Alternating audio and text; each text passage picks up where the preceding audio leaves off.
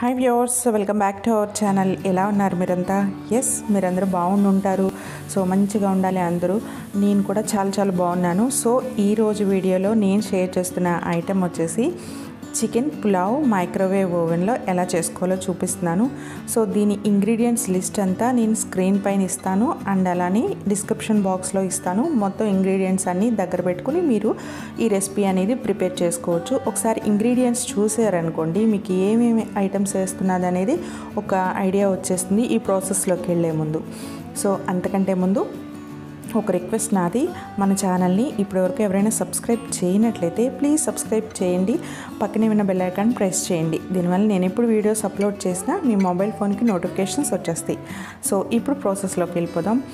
ఇక్కడ నేను ఒక పెద్ద బౌల్ తీసుకున్నాను. మైక్రోవేవ్లో మనం చేసేటప్పుడు ఎప్పుడైనా సరే చాలా పెద్ద బౌల్ తీసుకోవాలి. మనం పావు కేజీకి చేస్తున్నామంటే 1 కేజీ పట్టేంత బౌల్ తీసుకోవాలన్నమాట.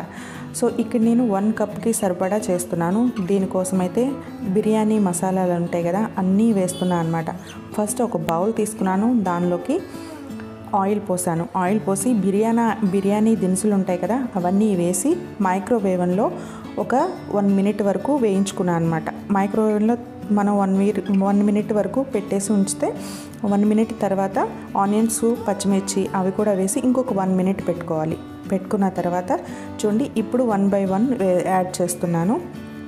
టమాటోస్ యాడ్ చేశాను, చికెన్ యాడ్ చేశాను. ఈ చికెన్ నేను పసుపు ఉప్పు వేసి క్లీన్ చేసి వేశాను. తర్వాత దీనిలో కొత్తిమీర, పుదీనాకు ఇవన్నీ వేసుకోవాలన్నమాట. మనం సేమ్ స్టవ్ పై ఎలా చేస్తామో సేమ్ అదే ప్రాసెస్లో చేసేయాలి. నేను హాఫ్ అన్ అవర్ ముందు నానబెట్టి ఉంచుకున్నాను బియ్యాన్ని. ఇప్పుడు అల్లం వెల్లుల్లి పేస్ట్ కూడా వేస్తున్నాను. సో హాఫ్ అన్ అవర్ పాటు నానబెట్టి ఉంచుకున్నారనుకోండి, చక్కగా నీళ్ళు తక్కువ పడతాయి, అంటే 2 కప్సే పడతాయి అన్నమాట. మీరు హాఫ్ అన్ అవర్ కంటే జస్ట్ ఇమీడియట్గా వాష్ చేసి వేస్తున్నారంటే కొంచెం నీళ్ళు చూసుకోండి, ఇంకొక పావు కప్ పడతాయి. సో ఇక్కడ నేను నానబెట్టుకున్న రైస్ని ఈ బౌల్లో వేసేస్తున్నాను. నానబెట్టుకున్న రైస్లో ఉండే వాటర్ని పారబోయొద్దు, అవి ఫ్లేవర్ ఉంటాయన్నమాట. సో అవి కొలుచుకోవాలి. సరిపోకుంటే ఇక నేను 1 కప్కి 2 కప్స్ వాటర్ వేస్తున్నాను. ఇవి సరిపోకుంటే నార్మల్ వాటర్ యాడ్ చేసుకోవచ్చు. తర్వాత దీనిలో బిర్యానీ మసాలా వేస్తున్నాను. ఇది మెయిన్ ఇంపార్టెంట్. బిర్యానీ మసాలా కూడా వేసేసి మొత్తం అన్నిటిని బాగా మిక్స్ చేసుకోవాలి. బిర్యానీ మసాలా ఎప్పుడైనా బియ్యం పైన వేసి కలుపుకోవాలి, లేదంటే ఆ వాటర్లో వేసామనుకోండి ఉండకట్టేస్తుంది, ఒక పక్కనే ఉండిపోతుంది. సో ఒకసారి కలిపేసిన తర్వాత ఫైనల్గా ఉప్పు వేసుకోవాలన్నమాట. ఉప్పు వేసుకుని చూసుకోవాలి టేస్ట్ అనేది. ఇక్కడ నేను చెప్పిన ప్రాసెస్ని యాజ్ టీజ్ మీరు ఫాలో అయ్యారంటే టేస్ట్ సూపర్ ఉంటుంది. ఏంటంటే మైక్రోవేవ్లో పెట్టే ముందు నేను ఆయిల్, బిర్యానీ మసాలా వేసి ఒక 1 మినిట్ పాటు వేడి చేసుకున్నాను. తర్వాత తీసి మళ్ళీ ఆనియన్స్ కూడా వేసి 1 మినిట్ పాటు వేడి చేసుకున్నాను అనమాట. దీనివల్ల పచ్చివాసన పోతుంది, బిర్యానీ దినుసులకి మంచి ఫ్లేవర్ వస్తుందన్నమాట. సో ఇప్పుడు మూత పెట్టేసి నేను మైక్రోవేవ్లో పెట్టేస్తున్నాను.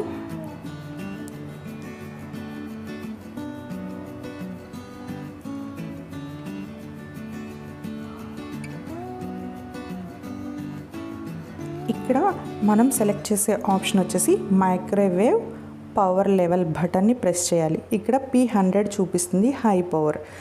ఇక్కడ మనం ఎన్ని మినిట్స్ కావాలో మన క్వాంటిటీని బట్టి సెలెక్ట్ చేసుకోవాలి. ఇక్కడ నేను 20 మినిట్స్ని సెలెక్ట్ చేశాను. మీరు వేసే క్వాంటిటీని బట్టి మీరు టైమింగ్ అనేది సెట్ చేసుకోవాలి. ఇక్కడ నేను 20 మినిట్స్ సెట్ చేసి స్టార్ట్ బటన్ ప్రెస్ చేశాను.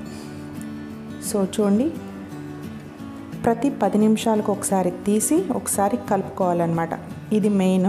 ఎందుకంటే కలపడం అంటే కలిపేయడం కాదు, జస్ట్ కిందది పైకి వచ్చేలాగా. దీనిలో మనం నెయ్యి వేసామనుకోండి టేస్ట్ ఇంకా బాగుంటుంది. సో నేను ఇక్కడ 1 టేబుల్ స్పూన్ నెయ్యి వేసి కలుపుతున్నాను.